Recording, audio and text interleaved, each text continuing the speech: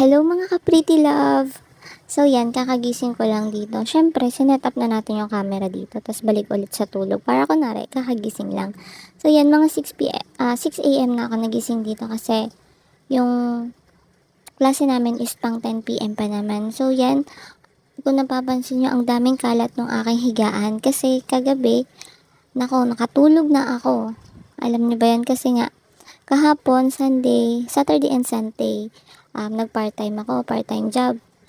Tas after ko nun kahapon, pagka uwi ko, naglaba ko kasi dapat may pupuntahan ako para dun sa aming business plan, may gagawin sana kami. Kaya lang, hindi na yun natuloy kahapon. Kaya, ang ending, naglaba na lang ako. Tas siguro medyo napagod, nagpahinga ako ng konti.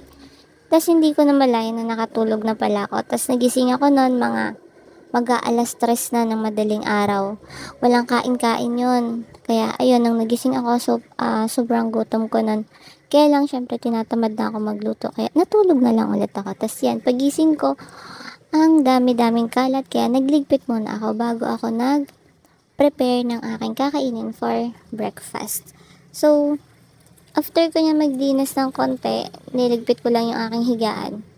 Nagluto na ako ng pang-almusal. So, meron naman akong dilata dito. Kaya, yun na lang yung niluto ko. Kasi tinatamad pa akong lumabas. So, yan yung ulam ko. Hindi ko, ano bang tawag dito? Maling ba? Or basta yan. Tapos, nagprito na rin ako ng itlog. And then, nagtimpla na din ako ng coffee para kumpleto naman yung umaga natin. Siyempre, hindi kumpleto ang umaga kapag walang kape. So, yan. After ko kumain, papahinga lang ako ng konti. Tapos, maliligo na ako kasi baka malate ako sa aking class. Pero online class lang naman. So, yan. So, yun lang muna for today and bye-bye!